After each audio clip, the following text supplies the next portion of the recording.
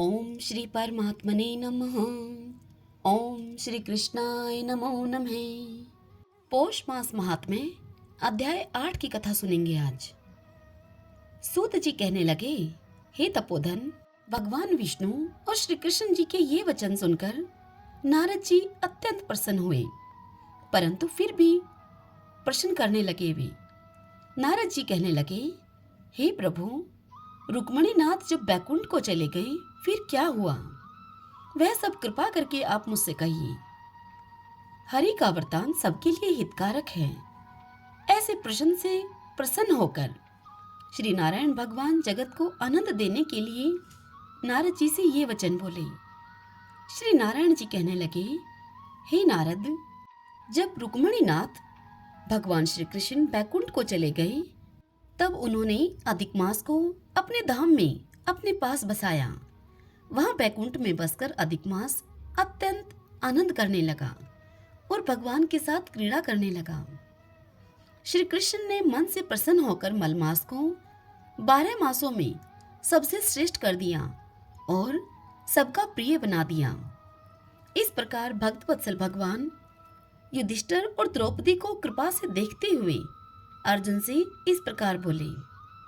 भगवान श्री कृष्ण बोले, हे राज सिंह, दुख में डूबे होने के कारण तुमने तपोवन में आए हुए पुरुषोत्तम का आदर नहीं किया और उन वृंदावन चंद्र का प्रिय मांस आपके वन में रहने से अनजाने ही चला गया। भय से दुखित मन वाले भीष्म द्रोण भी नहीं जान पाए और भय के द्वेष से तुमने भी नहीं जाना। वेद व्यास जी से प्राप्त विद्या आराधना में लगे रहे। भयंकर शक्तिशाली अर्जुन इंद्रप्रस्थ गए, पर उसके दुख से दुखित भाग्यवश आप लोगों ने नहीं जाना।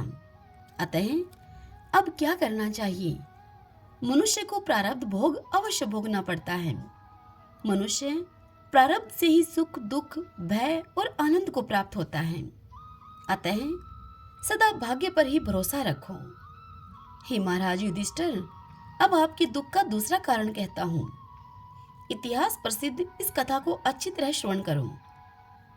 कृष्ण कहने लगे, हे युधिष्ठिर, यह द्रौपदी पूर्व जन्म में महाभाग्यशाली ब्राह्मण की पुत्री थी। कुछ काल व्यतीत होने पर 10 वर्ष की हो गई। अपने पिता की यह एक ही पुत्री थी और बड़ी चतुर, गुणवती और सुंदरी होने के कारण यह पिता को अत्यंत प्रिय थी।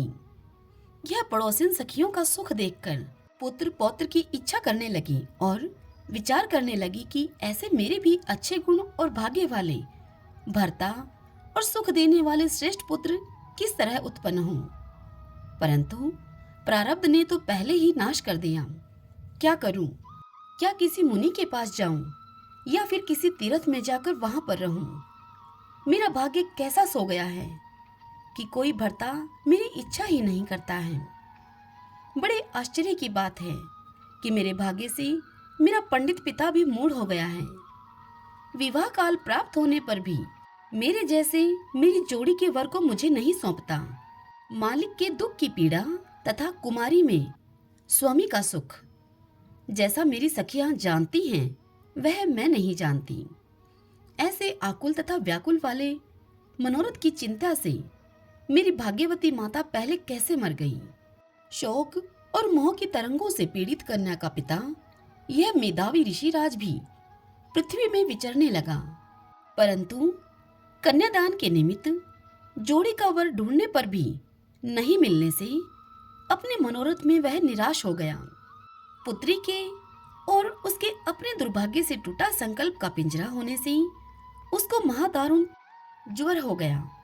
तब वह ऋषिराज सब शरीर में अतिशूल होने के कारण व्याकुल हो गया और श्वास पर श्वास से युक्त होकर लौटता गिरता घर आकर पृथ्वी पर गिर पड़ा।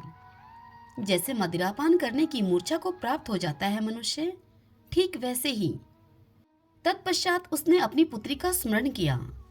जब तक पुत्री भय से व्याकुल होकर अपने पिता के पास आई, तब तक वह मरने के सदृश हो गया। दैव योग से अकस्मात कांपता हुआ और कन्यादान के प्रसंग से उठे हुए महोत्सव से रहित और पूर्व काल के लिए गृहस्थी के धर्मों से रहित होकर संसार की वासना को छोड़कर हरि में मन को लगाता हुआ वह मेधावी ऋषिराज श्री हरि पुरुषोत्तम को स्मरण करने लगा। वह बोला, हे श्री कृष्ण, हे गोविंद, हे हरे, हे मुरारे, हे राधेश, हे दामोदर, हे दीनानाथ, हे हर्षिकेश्वर, आपको नमस्कार करता हूँ। आप मेरी इस संसार रूपी समुद्र से रक्षा कीजिए। इस प्रकार मुनि के वचन सुनकर बहुत जल्दी भगवान के पार्षद मरे हुए मुनि की जीवात्मा को लेकर भगवान के बैकुंठ धाम को चले गए और वह पुत्री पिता का मरण सुनकर हाय हाय करके रोती और पिता की देह को गोदी में लेकर विलाप करने लगी। अत्यंत दुखित होकर दारुण विलाप करती हुई मानो उसका पिता जीवित हो। अत्यंत व्याकुल होकर वह कहने लगी कि हाय पिता, हाय पिता, मुझको आप किसके सहारे छोड़कर विष्णु लोक में चले गए। हे तात, अब मैं बिना पिता के किसके सहारे रहूंगी। न मेरे भाई हैं, न कोई कुटुंबी, न मेरी तपस्विनी माता ही है जो मेरे भोजन और वस्त्रों की चिंता करती। अब इस दशा में मैं मर भी जाऊंगी, जीने से अब क्या काम है। उसे इस प्रकार बारंबार रोते और विलाप करते हुए सुनकर उस वन के रहने वाले ब्राह्मण सोचने लगे कि अत्यंत करुणा भरे स्वर से इस तपोवन में कौन रोता है। फिर तपस्वी मेधावी ऋषि की पुत्री का रोना निश्चय करके वह सब वहां आ पहुंचे और वहां पुत्री की गोद में मरे हुए मुनि को देखकर वन के सब रहने वाले भी रोने लगे और पुत्री की गोद से मुर्दे को लेकर शमशान घाट में ले जाकर अंत्येष्टि विधि से चारों तरफ काष्ठ लगाकर उसे जला दिया और कन्या को समझाकर सब अपने अपने घर को चले गई। और वह कन्या, उस कन्या ने धैर्य धारण करके यथाशक्ति खर्च करके औद्धर्वदायिक क्रिया की। हरि ओम तत्सत। ओम नमो नारायण। ओम नमो नारायण। ओम श्री कृष्णाय नमो नमः।